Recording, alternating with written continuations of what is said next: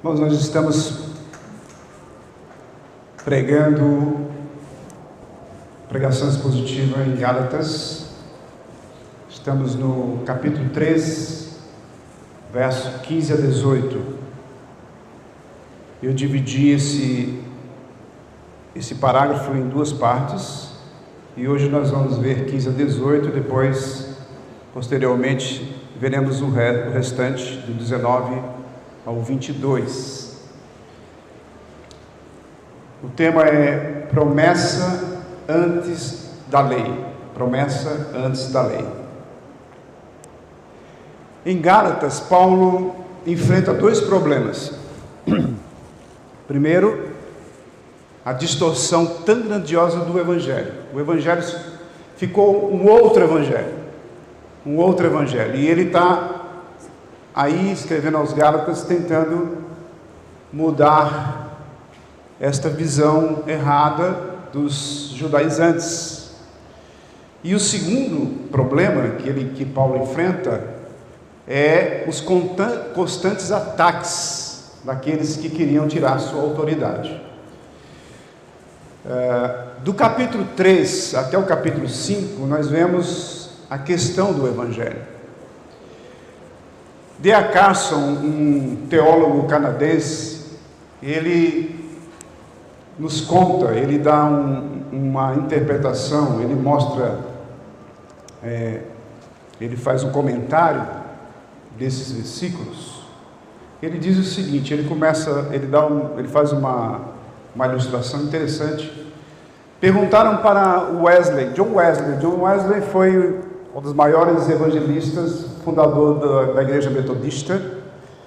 Eles perguntaram para John Wesley o que ele fazia quando ele entrava em uma cidade para pregar ao povo. Ele disse: primeiro eu falo quem é Deus, depois eu prego a lei. Digo que sem lei eles não saberiam que eram pecadores. Quando eu percebia que havia pessoas chorando, eu pregava mais lei. Quando havia mais pessoas chorando e clamando, perguntando do que eles precisavam para serem salvos, aí eu misturava um pouco de graça. Mas quando eu via que quase toda a congregação estava em pranto, eu pregava a graça em abundância. Esse método, nós podemos ver mais pontos positivos do que pontos negativos, mas ele deixa de compreender Gálatas 3, que mostra como é que as promessas de Abraão se relacionam com a função da lei e com o Evangelho de Cristo. Como isso? Como é que é isso? Como que a função da lei vai se relacionar com a graça, com o Evangelho de Cristo? Nós vamos entender isso. Como é que, por exemplo, você lê as linhas da história do Antigo Testamento? Se você perguntasse a um judeu conservador na época de Jesus, como é que você agrada a Deus? Chega para um judeu, hoje não, estou falando na época de Jesus. Chega para um judeu e pergunta: como é que você agrada a Deus? E ele responderia: guardando a lei. Como é que Daniel agradou a Deus? Guardando a lei. Como é que Isaías agradou a Deus? Guardando a lei. Como é que Moisés agradou a Deus? Guardando a lei. Como é que Abraão agradou a Deus? Guardando a lei. Espera aí, mas vamos entender que Abraão não tinha lei. Como é que é isso? Nós podemos continuar perguntando: como é que Enoque agradou a Deus? Guardando a lei.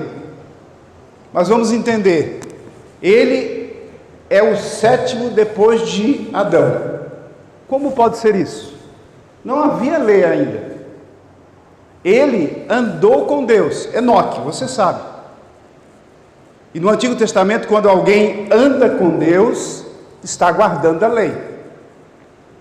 Perceba que no Antigo Testamento, a lei é levada, ou é elevada, aliás, ela é acima, tudo acaba ficando debaixo da lei. Então a lei é importantíssima no Antigo Testamento, ela está acima de tudo, podemos perceber isso. Paulo está dizendo, vocês não percebem que Abraão, que existiu antes da lei, ele foi justificado pela fé? Nós vimos isso na preleção passada, Gênesis 15, versículo 6. Uma aliança de promessa foi feita com ele. Na sua semente, todas as nações da terra seriam abençoadas. Então, quando a lei foi adicionada posteriormente, ela não podia desfazer a promessa, porque a promessa já estava lá, firmemente arraigada, radicada, enraizada. Então, será que poderíamos pular da promessa, pular a lei até Cristo? Será? Mas a lei veio para reduzir as transgressões, que cresceram absurdamente. Quando você ouve afirmações radicais da salvação pela graça, você já ouviu? A salvação é pela graça. Eu não preciso fazer absolutamente nada. Foi pela graça que eu fui salvo. Você foi salvo pela graça. Aí você começa, então você pergunta, se estivermos livres da lei, quer dizer que não temos de obedecer à lei de Deus?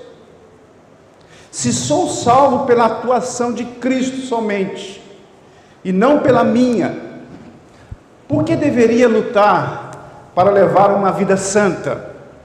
Talvez você faça essa pergunta para você mesmo. Tem alguma obrigação de guardar a lei de Deus? Por quê? Como cristão, qual é o meu relacionamento com a lei de Deus? Isso se dá, por exemplo, no nosso viver. Como devo tratar meu cônjuge? Em que devo gastar o meu dinheiro? Obrigado.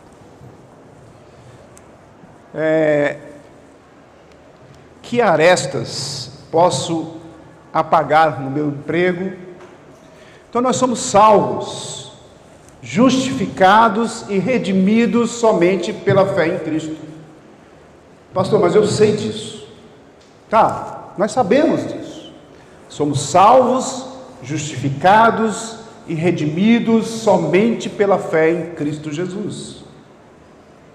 Por justiça própria? Jamais. Essa é a ideia que Paulo tem desenvolvido em Gálatas.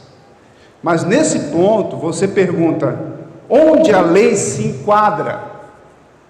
Portanto, Paulo vai tratar justamente desse assunto crucial aqui, nesses versículos. Vamos ler Gálatas capítulo 3, verso de 15 a 18.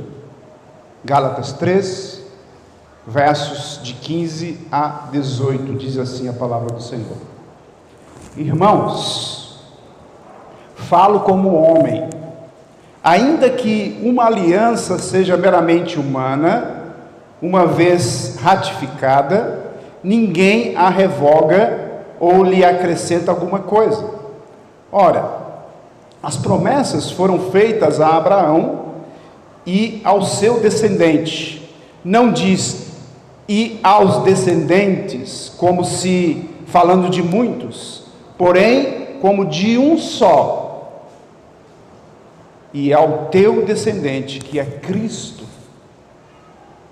Digo isto, uma aliança já anteriormente confirmada por Deus, a lei, que veio 430 anos depois, não a pode abrogar, de forma que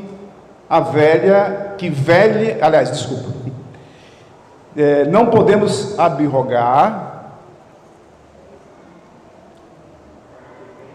Espera aí, só um minutinho, estou perdido aqui, pronto, encontrei. Não podemos abrogar, de forma que venha a desfazer a promessa. Versículo 18. Porque se a herança provém de lei, não decorre de promessa, mas foi pela promessa que Deus a concedeu gratuitamente a Abraão. Vamos orar. Senhor nosso Deus, ajuda-nos a discernir a Tua palavra. Senhor, nós precisamos da Tua ajuda, do Teu Santo Espírito que está em nós. Obrigado, Senhor, pelo privilégio de poder lê-la e meditar nela. Senhor, que a Tua palavra encontre morada dos nossos corações e faça uma mudança de transformação nas nossas vidas. Às vezes nós olhamos para a palavra e talvez não a compreendemos, mas o Senhor dá o discernimento necessário. O Senhor nos mostra os caminhos que devemos percorrer. Nós precisamos confiar no Senhor. Ajuda no Senhor. Usa teu servo para falar aos corações.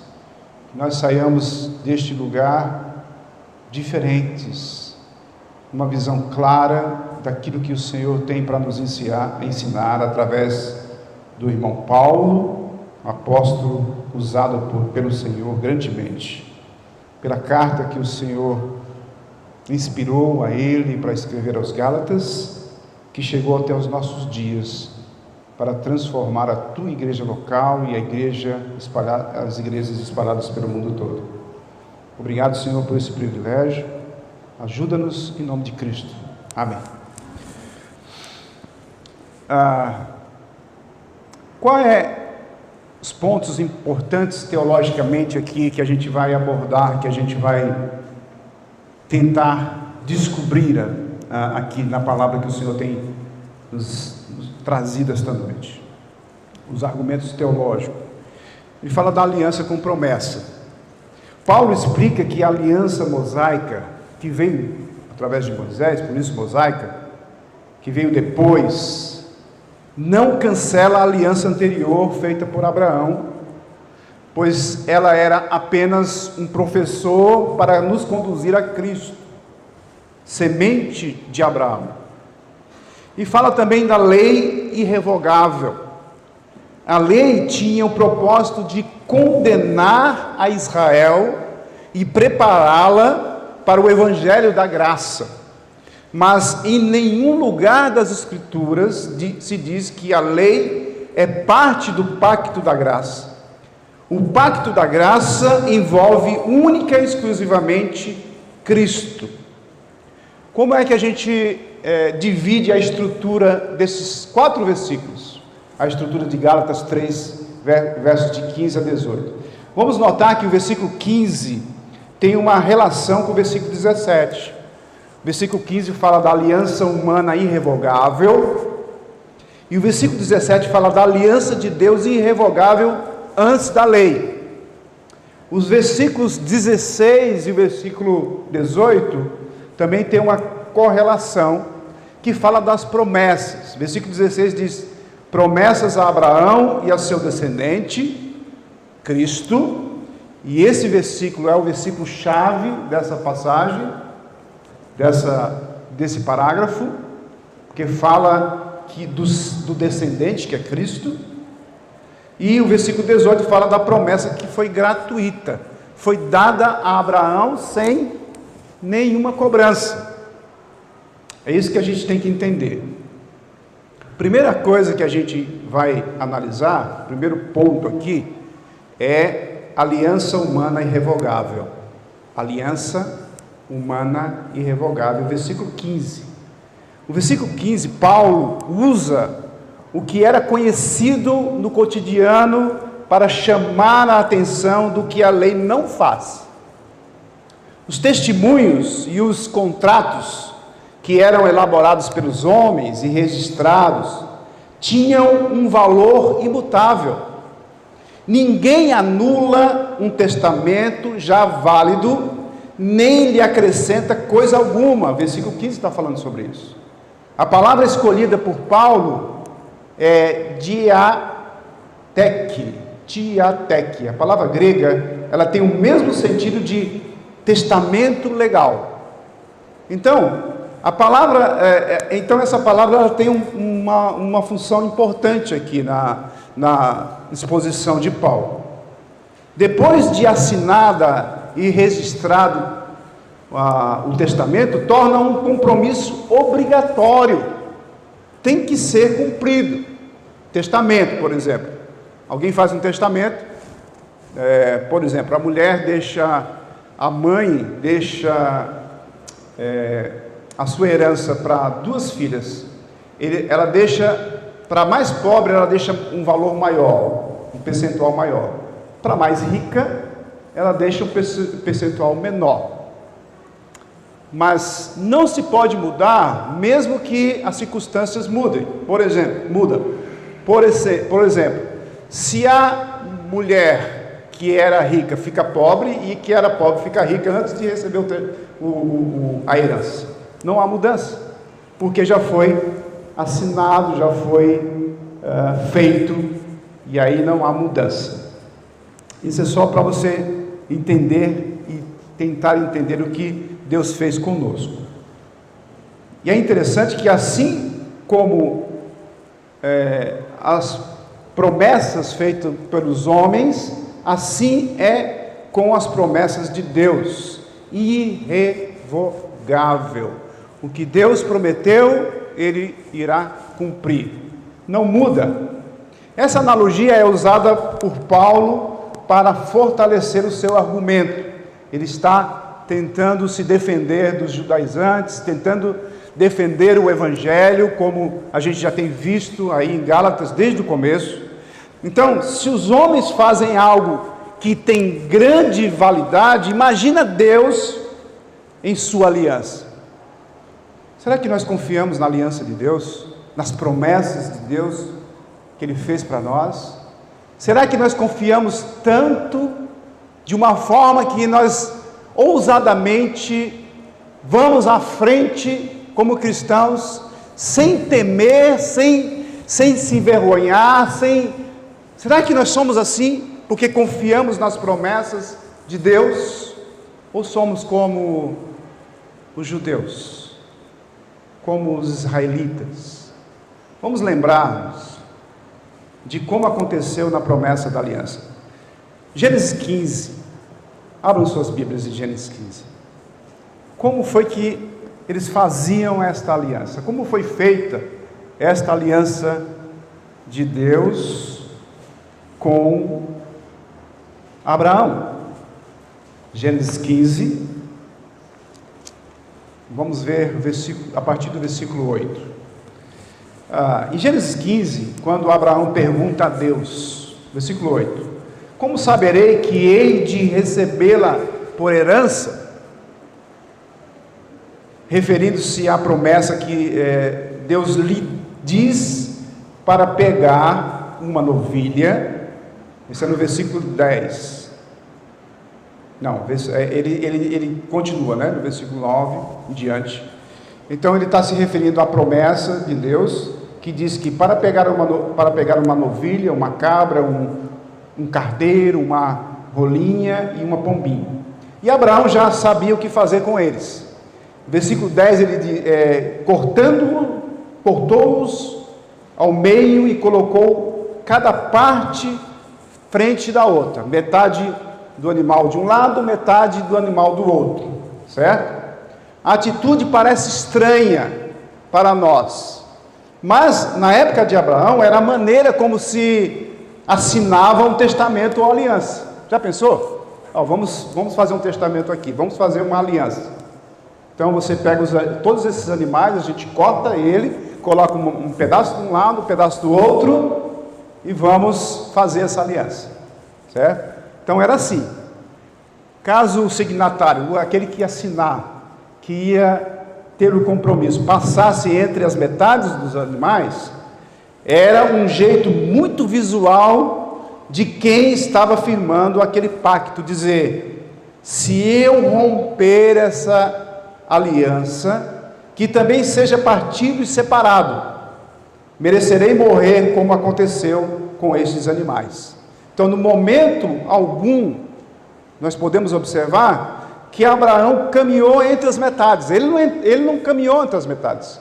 Aqueles que estavam fazendo a aliança têm que andar no meio das metades. Mas ele não caminhou. Ele caiu num profundo sono. Versículo 12. Só o que anda entre elas, entre as metades dos animais, é um fogo fumegante e uma tocha de fogo que passaram entre aquelas metades. Versículo 17. Então o fogo era Deus. E naquele mesmo dia o Senhor, versículo 18, fez aliança com Abraão. Então a aliança foi feita, somente Deus passou entre as partes. O que a gente entende disso? Deus fez a promessa, Deus assinou, Deus confirmou, Deus selou essa promessa. Segundo ponto, promessas a Abraão e seu descendente, que é Cristo. Versículo 16. Nesse versículo Paulo fala que as promessas foram feitas a Abraão e seu descendente. A ênfase está no descendente. É nele e somente nele que toda esta multidão de judeus e gentios crentes é abençoada. É verdade que os descendentes físicos de Abraão herdaram a terra física de Canaã, de conformidade com a promessa de Deus. Deus fala isso em Gênesis 12, 13, 15, 17, 24, ele fala dessa promessa da terra. E os descendentes físicos de Abraão herdaram a terra. Porém, mesmo Abraão já sabia que existia muito mais nessa promessa, de que se aparentava na superfície. É como se eu olho para essa Bíblia, para a sua Bíblia, se você olha para a sua Bíblia, assim, superficialmente, se você lê ela, por exemplo, o ano todo, só lendo mesmo, para cumprir a tabela, você não consegue enxergar o que está na profundidade. Só que Abraão, ele já começou a perceber, lógico, pelo discernimento do próprio Deus, dando a ele, que havia algo mais. Aí você pergunta assim, como é que, é por esse motivo que Abraão, de repente, quando Deus manda ele sacrificar o seu próprio filho, ele vai fazer aquilo mesmo, porque ele sabia que havia uma saída. Ele confiava em Deus de uma forma tão grande, com tanta veemência, que ele fazia qualquer coisa que Deus quisesse que ele fizesse. Será que nós somos assim? A palavra de Deus nos mostra o que nós devemos fazer, mas muitas vezes nós não fazemos. A palavra aqui, descendente, pode ser traduzida literalmente por sementes, no plural, mas ela também tem o seu uso no singular. Essa palavra no grego é sêmen, perpetuar a espécie mesmo. E é interessante a gente notar que especificamente aqui Paulo usa para mostrar o descendente que é Cristo. Ele pega a passagem lá de Abraão, lá daquela época, lá em Gênesis, e traz para o dia dele, para a gente trazer para os nossos dias. É Cristo aqui. Semente é Cristo, nós sabemos disso, você sabe disso. Você olha para a Escritura, você vê tudo direitinho lá, de frente para trás, de trás para frente. Então nós temos toda a informação necessária. A revelação de Deus está aqui, bem clara para a gente. Eu não preciso ter dúvidas, como os antigos tinham, e almejavam, e queriam ver a glória de Deus. Nós olhamos para trás e vemos o Senhor Jesus andando e cumprindo o seu propósito. Hoje nós olhamos para nós mesmos e vemos Jesus em nossas vidas. Ele anda no meio da sua igreja, Ele está em nós. Confia nisso. Você tem fé nisto? Então, é Ele que abençoa tanto judeus quanto gentios. Paulo identifica aqui a aliança a qual acaba de mencionar. Não é coisa nova, pelo contrário, foi feita a Abraão. Ninguém conseguiu desde então anulá-la ou modificá-la. Ela sempre foi a mesma, desde o princípio, até os nossos dias, até a vinda de Cristo, é a mesma, não muda nada. Podemos ter essa certeza. A despeito de sua antiguidade e de tudo quanto tem acontecido no decorrer do período intermediário, ainda permanece ratificada, enraizada, firme. A promessa de Deus a Abraão é uma promessa de aliança. Trata-se de uma aliança que em nada depende de Abraão, só de Deus. Lembra? Abraão não andou entre as partes dos animais. Ele não andou ali no meio. Só Deus. Ele preferiria morrer a quebrar a promessa de bênção a Abraão e a seus descendentes. E morreu de fato, por meio de seu descendente, em particular, de modo a oferecer a bênção ao mundo. Esse descendente, o homem, Jesus Cristo, morreu numa cruz. Tá, mas eu sei disso. O que isso impacta na sua vida? O que a promessa dada a Abraão, lá naquela época, desde o princípio, onde não havia nem a família de Abraão ainda, ele não tinha perspectiva de ter filhos. Como é que aquilo ali, naquele momento, naquele tempo, impacta a nossa vida hoje? Nós temos que entender que a linha da história da humanidade, vindo daquela época até os nossos dias, estão sendo cumpridas, foram cumpridas e será cumprida de uma forma real na nossa vida eterna. E aqui nesta vida também tem sido cumprida. Terceira, a aliança antes da lei. Em versículo 17, ele fala explicitamente isso. Paulo, para defender ainda mais o seu argumento de que a promessa de Deus a Abraão e ao seu descendente não é anulada pela lei, ele mostra que a lei veio bem depois de Abraão, e que a aliança de promessa de Deus não deve ser anulada pela lei. Paulo sabe que alguns poderiam ver que a lei de Moisés veio 430 anos mais tarde em relação à promessa da salvação feita por Abraão. Feita a Abraão, versículo 17. E conclui: isso muda tudo. Se pretendermos alcançar a bênção de Abraão, teremos que agora obedecer à lei de Moisés. É isso? Já pensou se a gente tivesse que obedecer à lei de Moisés hoje? Se a gente quisesse a salvação? Como nós seríamos? O que a gente devia fazer?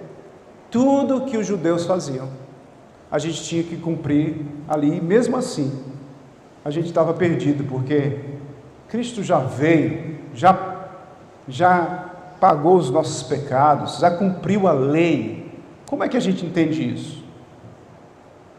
Mas ele diz e demonstra que essa conclusão é falsa. A lei não anula o testamento antes validado por Deus, cancelando a promessa. Não, de jeito nenhum. Se a lei tivesse essa função, nada acrescentaria à promessa, antes anularia por completo. Versículo 17 fala isso. E finalmente, em quarto lugar, promessa gratuita, versículo 18, promessa gratuita, versículo 18, então, nesse versículo ele diz que se a herança provém de lei, e então a promessa não tem valor, mas a promessa que Deus fez a Abraão e ao descendente foi gratuita. Isso faz uma grande diferença. O princípio é que Os próprios conceitos de promessa e lei são mutuamente excludentes. Vou explicar melhor isso. Se lhe dou algo devido ao que prometi, não é em razão do seu desempenho, certo? Se lhe dou algo devido ao que você fez, é por causa da minha promessa. Então, Paulo é inflexível aqui. Ou algo vem pela graça ou pelas obras. Por que a gente está vendo isso em Gálatas? Ou o que isso tem a ver com a igreja aqui, local? Tudo tem a ver. Porque, deixa eu tentar fazer uma reflexão aqui agora, para vocês. Nós somos salvos pela graça, no entanto, nós achamos que precisamos fazer obras, mas as obras não são feitas, você não faz obras por obrigação, você faz obras por gratidão. Essa é a grande diferença. Então, na maioria das vezes, dentro da igreja, nós queremos fazer alguma coisa, e eu preciso fazer alguma coisa como se eu precisasse pagar algo para Deus. Esse é o problema maior dentro das igrejas. Não, eu não preciso pagar absolutamente nada para Deus, porque a promessa que Ele fez a Abraão através do descendente, e o descendente veio e cumpriu tudo, nós já pagamos, porque Cristo pagou. Nós não poderíamos pagar absolutamente nada.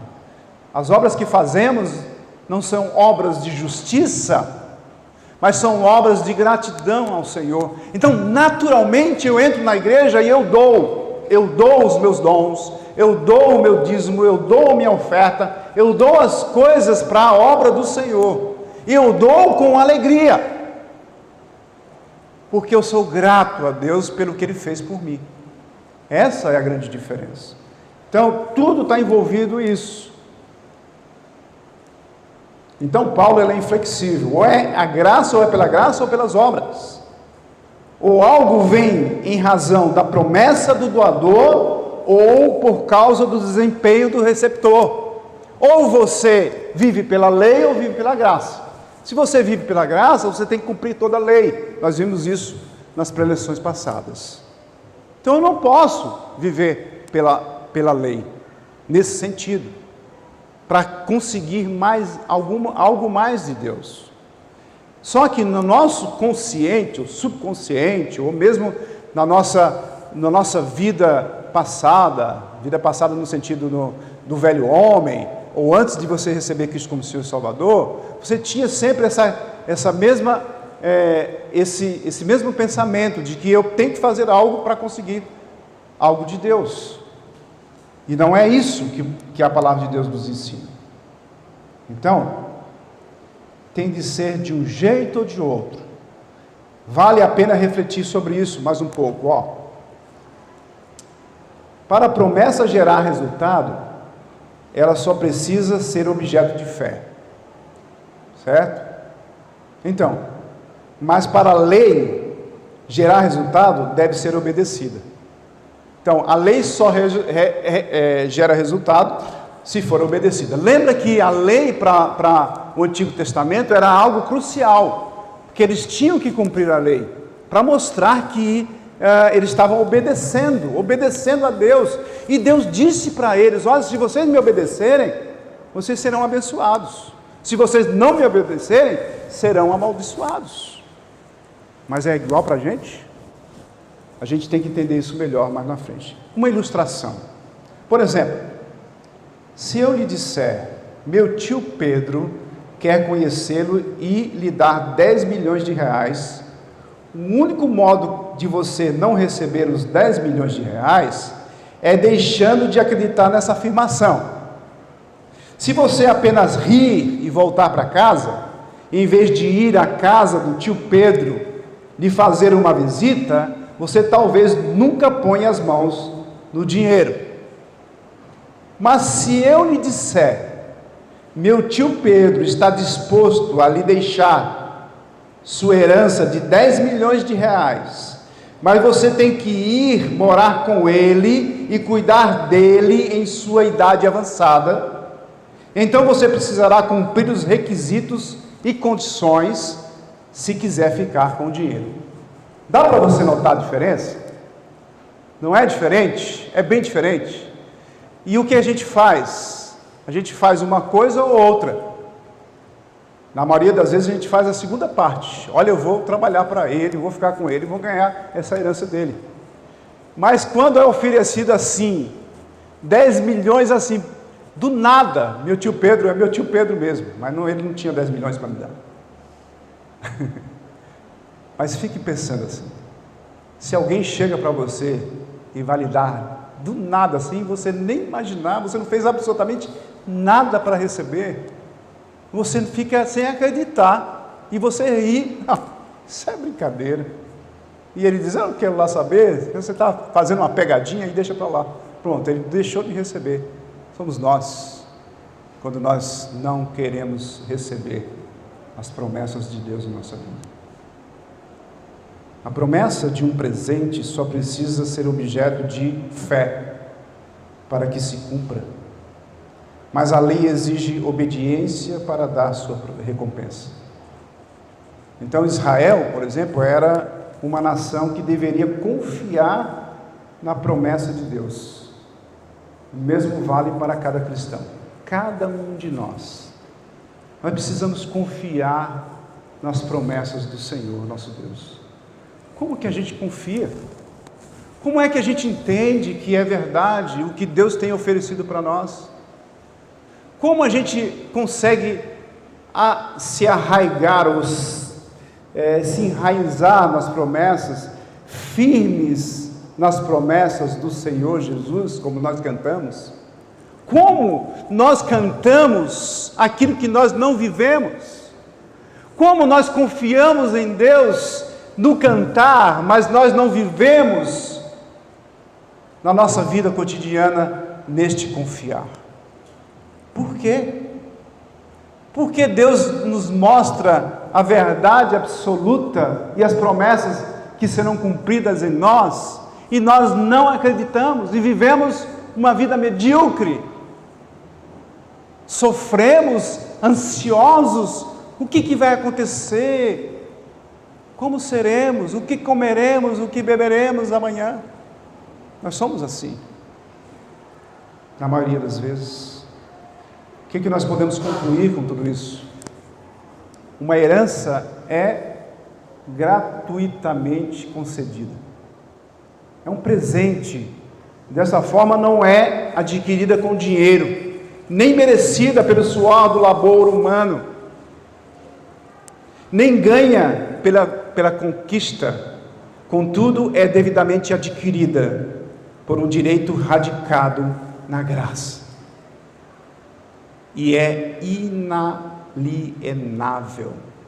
Deus dá para você, mas você não pode dar para o outro. Deus tocou você, mas talvez Ele não tocou no outro.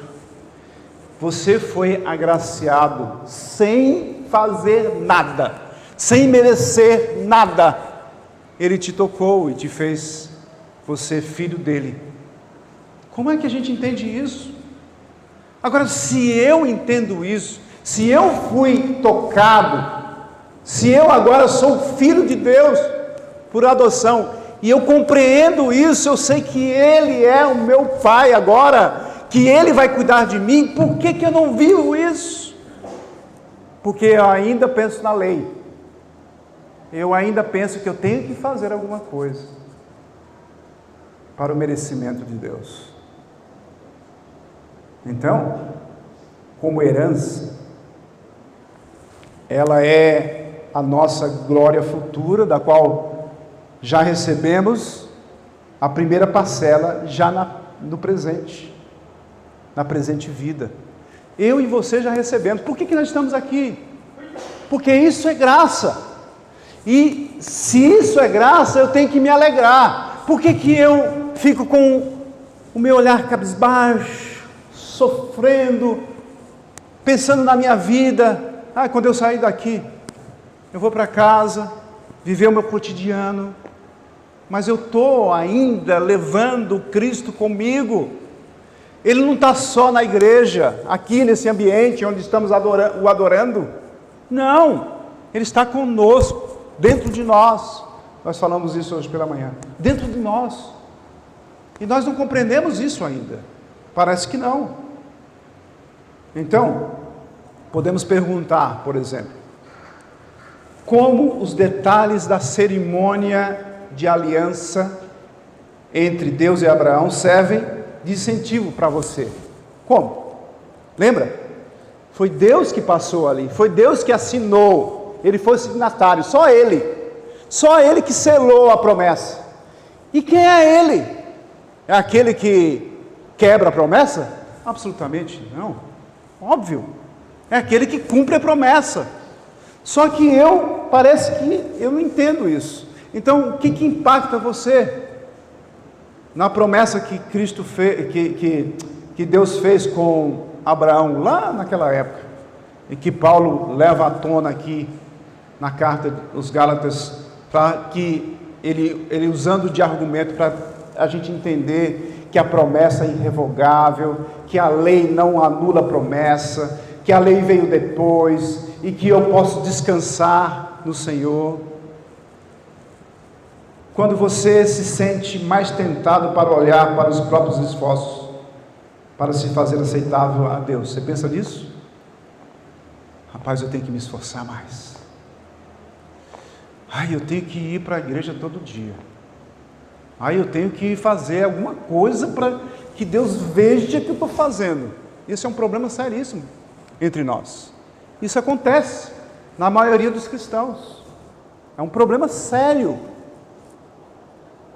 Eu não posso ir à igreja por obrigação. Eu tenho falado isso constantemente e vou continuar falando, porque a palavra está nos trazendo isso constantemente. O Evangelho é isso. O Evangelho é algo tão simples e ao mesmo tempo tão profundo. Eu preciso me entregar, deixar que Deus me use. Não se preocupar com coisinhas bestas que estão em nossa volta.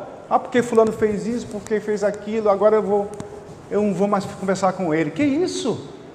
A Bíblia não nos ensina isso, Cristo não nos ensinou isso. E às vezes nós perdemos comunhão, perdemos o amor de Deus por causa disso. Isso nos separa de Deus. Isso nos impede que as nossas orações cheguem a Ele. E a gente nem acredita nisso, mas a palavra de Deus nos ensina isso. Então, a gente precisa meditar mais nisso. Para ajudá-lo a examinar seu próprio coração, pergunte a si mesmo: o que me fez sentir desespero na vida? E o que me leva a sentir orgulho de mim mesmo? São duas perguntas importantes para você fazer para você mesmo. O desespero na vida é a falta de confiança no Senhor. Olha, se eu fui alcançado por Cristo, como é que eu fico desesperado com as coisas da vida? Se Ele é que controla todas as coisas, se Ele é que está cuidando de nós, se o próprio Jesus Cristo diz: vinde a mim, você que está cansado, sobrecarregado, e eu vou te aliviar. Aprendei de mim, porque eu sou manso e humilde de coração. Por que eu não faço isso? Por que eu não vou até Ele? Por que eu não aprendo dEle? Por que eu não obedeço? Por isso eu sofro, e sofro muito por causa disso. E quando eu me sinto orgulhoso de mim mesmo, dizer que eu sou o bom, que eu sou o melhor, que eu sou o mais religioso, que eu vou mais à igreja, que eu faço mais coisas na igreja, que eu faço a obra melhor do que os outros, eu estou perdido. Eu estou perdido. Eu não sou essa pessoa. Porque quando você fizer aquilo que Deus disse que é para você fazer, você ainda é um servo inútil. Porque você fez somente aquilo que era para fazer. Mas aí você vai pensar: mas pastor, quer dizer que dessa passagem eu tenho que fazer mais. Não, sabe o que você tem que fazer? Ser mais grato. Obrigado, Senhor.